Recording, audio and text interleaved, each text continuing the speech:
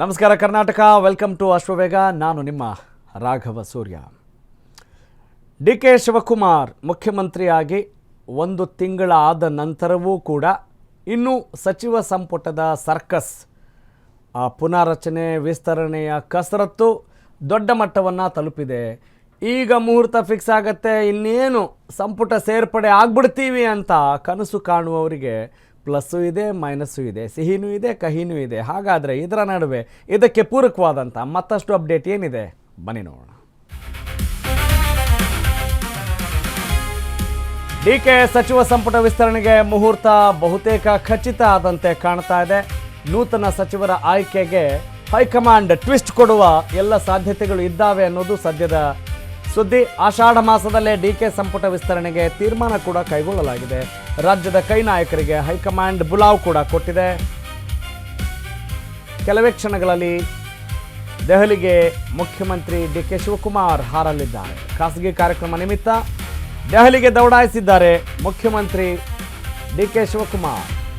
July 18ರಂದು ಮತ್ತೊಮ್ಮೆ ದೆಹಲಿಗೆ ಮುಖ್ಯಮಂತ್ರಿ ಡಿ ಕೆ ಶಿವಕುಮಾರ್ ಭೇಟಿ ಕೊಡಲಿದ್ದಾರೆ. ಅದೇ ದಿನ ಫ್ಲೈಟ್ ಹತ್ತಲಿದ್ದಾರೆ ಸಿದ್ದರಾಮಯ್ಯ ಮತ್ತು ಬಿ ಕೆ ಹರಿಪ್ರಸಾದ್. ಜುಲೈ 19ರಿಂದ 2 ದಿನಗಳ ಕಾಲ ಹೈಕಮಾಂಡ್ ಸರಣಿ ಸಭೆಯನ್ನು ನಡೆಸುತ್ತೆ ಅನ್ನೋ ಮಾಹಿತಿ ಲಭ್ಯ ಆಗಿದೆ. ಜುಲೈ 22ರಂದು ಡಿ ಕೆ ಸಂಪುಟ ವಿಸ್ತರಣೆಗೆ ಮುಹೂರ್ತ ನಿಗದಿ ಆಗುತ್ತಾ?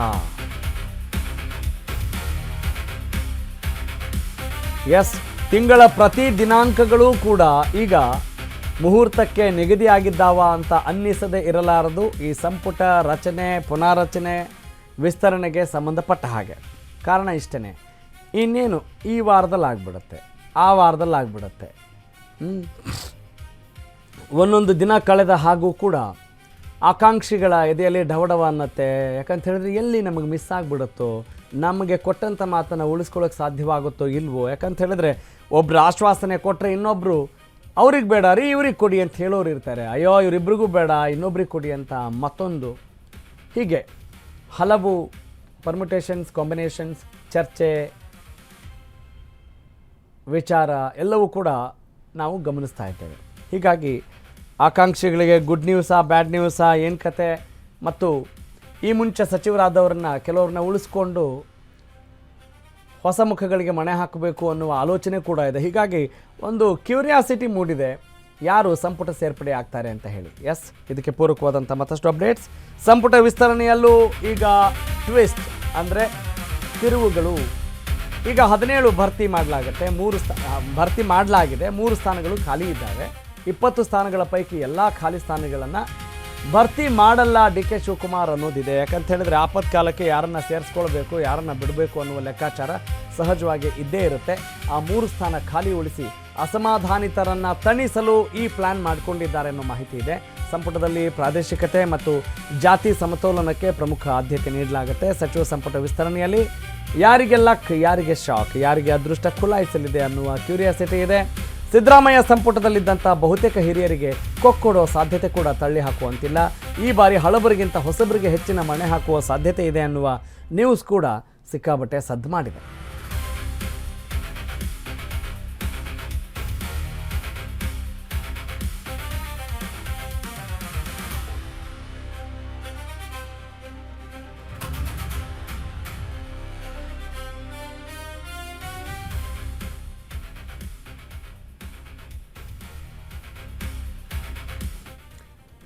ಓಕೆ, ಯಾರಿಗೆಲ್ಲ 50-50 ಚಾನ್ಸ್ ಇದೆ, ಇವ್ರನ್ನ ತೊಗೊಳ್ಳಲ್ವಾ ಅಂತ ಹೇಳೋಕ್ಕೆ ಸಾಧ್ಯತೆ ಕಷ್ಟ ಆಗುತ್ತಲ್ಲ. ಅಂಥದ್ರಲ್ಲಿ ಜಮೀರ್ ಅಹಮದ್ ಖಾನ್ ಇದ್ದಾರೆ, SS ಮಲ್ಲಿಕಾರ್ಜುನ್ ಇದ್ದಾರೆ, ಸಂತೋಷ್ ಲಾಡ್ ಇದ್ದಾರೆ, ಇನ್ನು ಶಿವರಾಜ್ ತಂಗಡಗಿ. ತುಂಬ ಟಫ್ ಚಾಯ್ಸಸ್, ಬಿಟ್ಟರು ಕಷ್ಟ, ಹಿಡ್ಕೊಂಡ್ರು ಕಷ್ಟ, ಆ ರೀತಿಯಾದಂಥ ವಾತಾವರಣ ಇದ್ದಂಗೆ ಕಾಣ್ತಾ ಇದೆ. ಲಕ್ಷ್ಮೀ ಹೆಬ್ಬಾಳ್ಕರ್ ಬೆಳಗಾವಿ ಗ್ರಾಮೀಣ ಕ್ಷೇತ್ರದ ಶಾಸಕರು, ಇನ್ನು ಭಟ್ಕಳದ ಮಂಕಾಳ್ ವೈದ್ಯ ಆಗಬೇಕು. ಇನ್ನು ಮಧು ಬಂಗಾರಪ್ಪ ಅವರನ್ನು ಕೂಡ, ಅಂದರೆ 50-50 ಚಾನ್ಸ್ ಇದೆ ರೀ. ಇವ್ರಿಗಿಲ್ಲ ಅಂತ ಹೇಳೋಕ್ಕಾಗಲ್ಲ, ಖಂಡಿತವಾಗ್ಲೂ ಕೊಡ್ತಾರೆ ಅಂತ ಹೇಳೋಕ್ಕಾಗಲ್ಲ. ಮುಧೋಳದ RB ತಿಮ್ಮಾಪುರ್, ಬಳ್ಳಾರಿ ಗ್ರಾಮೀಣದ B ನಾಗೇಂದ್ರ, ಏನೀಗ ನೋಡ್ತಾ ಇದ್ದೀರಲ್ಲ ಈ ಹೆಸರುಗಳು. ಅದರ ಜೊತೆಗೆ ಶಹಾಪುರದ ಶರಣಬಸಪ್ಪ ದರ್ಶನಾಪುರ್,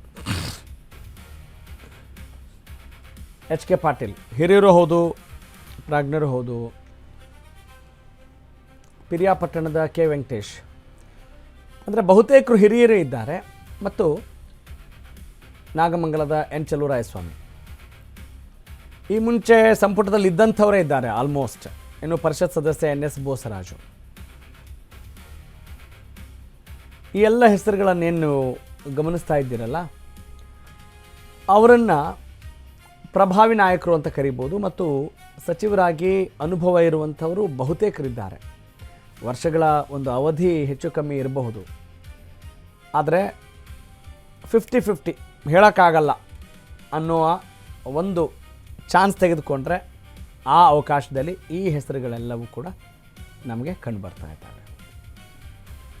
ಆಮೇಲೆ ತುಂಬ ಪ್ರಬಲ ಖಾತೆಯನ್ನು ನಿಭಾಯಿಸಿದಂಥವರು, ಪ್ರಭಾವಿ ಉಳ್ಳಂಥವರು ಮತ್ತು ಮುಖ್ಯಮಂತ್ರಿಗಳಿಗೆ, ಮಾಜಿ ಮುಖ್ಯಮಂತ್ರಿಗಳಿಗೆ ಬೇಕಾದಂಥವರು, ಆಯಾ ಪಡೆಗಳಲ್ಲಿ ಚೆನ್ನಾಗಿ ಗುರುತಿಸ್ಕೊಂಡಂಥವರು ಇಲ್ಲಿ ಕಾಣಸಿಗ್ತಾರೆ. ಎಸ್, ಇದೇ ವಿಚಾರಕ್ಕೆ ಸಂಬಂಧಪಟ್ಟ ಹಾಗೆ HC ಬಾಲಕೃಷ್ಣ ಮಾಗಡಿ ಕ್ಷೇತ್ರದ ಶಾಸಕರು ಮಾತನಾಡಿದ್ದಾರೆ. ಸಚಿವಾಕಾಂಕ್ಷಿಯೂ ಕೂಡ ಹೌದು. ಏನು ಮಾತನಾಡಿದ್ದಾರೆ ಬನ್ನಿ ಕೇಳಿಸ್ಕೊಳ್ಳೋಣ. 3 ಜನನೂ ಹೋಗ್ಬೇಕು. ಕ್ಯಾಬಿನೆಟ್ ಆಗಬೇಕು ಅಂತಂದರೆ ಖರ್ಗೆ ಸಾಹೇಬರು, ಹರಿಪ್ರಸಾದ್ ಸಾಹೇಬರು, ಸಿದ್ದರಾಮಣ್ಣ ಸಾಹೇಬರು, DK ಸಾಹೇಬರು 4 ಜನನೂ ಒಟ್ಟಿಗೆ ಹೋದಾಗ ಕ್ಯಾಬಿನೆಟ್ ಆಯ್ತದೆ ಅಂತ. ಒಬ್ಬೊಬ್ಬರು ಹೋದ್ರೆ ಕ್ಯಾಬಿನೆಟ್ ಆಗಲ್ಲ. ಏನಿಲ್ಲ, ಏನು ಸುಸ್ತೆ ಹಾಕಿ ನಮ್ಮ ಕೆಲಸ ನಾವು ಮಾಡ್ತಾ ಇದ್ದೀವಿ. ಮದುವೆ ಮಾಡ್ತೀವಿ ಬರ ಅಂತಂದಾಗ ಹೋಯ್ತೀವಿ ಅಷ್ಟೇ ತಾಲಿಕಟ್ಟಕ್ಕೆ. ಇದ್ದಂತೆ ನಮ್ಮ ಕೆಲಸ ನಾವು ಹೊಲ ಉತ್ಕೊಂಡು ಜನಗಳ ಮಧ್ಯೆ ಓಡಾಡ್ಕೊಂಡು ಇದ್ದೀವಿ. ನಾವು ರೆಡಿ ಆಗಿದ್ದೀವಿ, ಮಾಡೋರು ಇರ್ಬೇಕಲ್ಲ. ಇನ್ನೂ ಕಟ್ಟಿಲ್ಲ, ನೀವೆಲ್ಲ ಸೇರಿ ಮಾಧ್ಯಮದವ್ರು ಕಟ್ಬೇಕು. ಸಿಗದೆ ಹೋದ್ರೆ ಏನ್ ಮಾಡೋದು, ವಾಪಸ್ ಬರ್ತೀವಿ. ನೀವು ಹೇಳೋದಲ್ಲ, ಯೂಟ್ಯೂಬ್ ನೋಡ್ಕೊಂಡು ಹೋಗ್ತೀವಿ. ಅವ್ರಿಗೆ ಅನುಭವ, ಬಿಜೆಪಿನಲ್ಲಿ ಅದೆಲ್ಲ ಅನುಭವ ಆಗಿದೆ. ಅವ್ರಿಗೆ ಅನುಭವದ ಮಾತುಗಳನ್ನ ಆಡ್ತಾರೆ. ಆರ್ ಅಶೋಕಣ್ಣ ಅವ್ರ ಬಗ್ಗೆ ಹೆಚ್ಚಿಗೆ ಕೇಳೋದು ಬೇಡ, ಅವ್ರ ಅನುಭವಕ್ಕೆ ತಕ್ಕಂತೆ ಮಾತಾಡ್ತಾರೆ.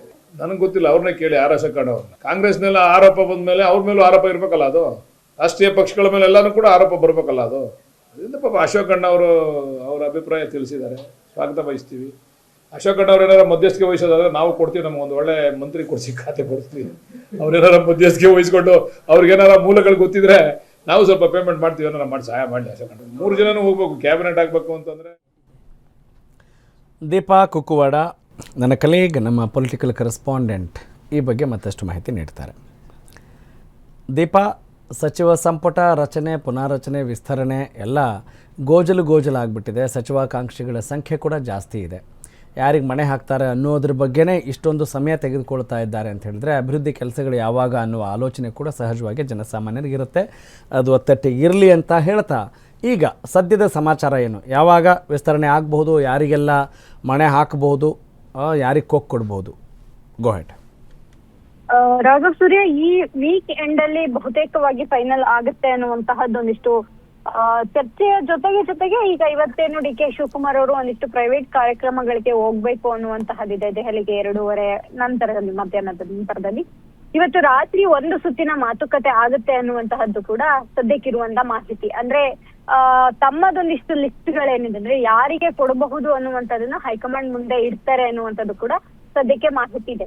ಇದಾದ ಬಳಿಕ 15ನೇ ತಾರೀಕು DK ಶಿವಕುಮಾರ್ ಮತ್ತೆ ಮಾಜಿ CM ಸಿದ್ದರಾಮಯ್ಯ, DCM ಪರಮೇಶ್ವರ್ ಜೊತೆಗೆ BK ಹರಿಪ್ರಸಾದ್ KPCC ಅಧ್ಯಕ್ಷರು ಕೂಡ ದೆಹಲಿಗೆ ತೆರಳ್ತಾರೆ. ಬಹುತೇಕವಾಗಿ 20 ಅಥವಾ 21ರ ಒಳಗಾಗಿ ಪಟ್ಟಿ ರಿಲೀಸ್ ಆಗುತ್ತೆ ಅನ್ನುವಂಥದ್ದಿದೆ.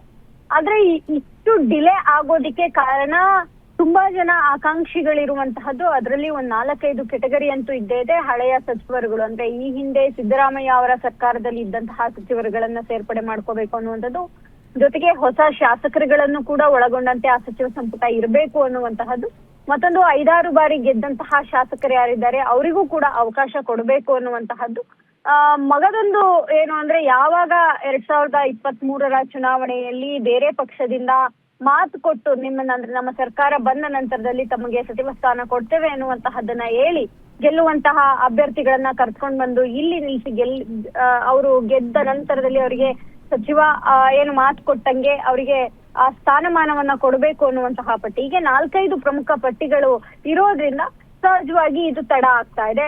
ಆದ್ರೆ ಇಲ್ಲಿ ಇರುವಂತಹ ಮತ್ತೊಂದು ಸವಾಲು DK ಶಿವಕುಮಾರ್ ಅವರಿಗೆ ಅಂತಂದ್ರೆ, ಇನ್ ಕೇಸ್ ಸಮುದಾಯವಾರು ಹಂಚಿಕೆ ಮಾಡಿದ್ದೇ ಆಗಿದ್ದಲ್ಲಿ ಹಿರಿಯರು ಕಿರಿಯರು ಅನ್ನುವಂತಹದನ್ನು ಕೂಡ ಕನ್ಸಿಡರ್ ಮಾಡ್ಬೇಕಾಗತ್ತೆ ಅನ್ನುವಂಥದ್ದು. ಹೀಗೆ 10 ಹಲವು ಸವಾಲುಗಳು DK ಶಿವಕುಮಾರ್ ಮುಂದೆ. Okay, got it.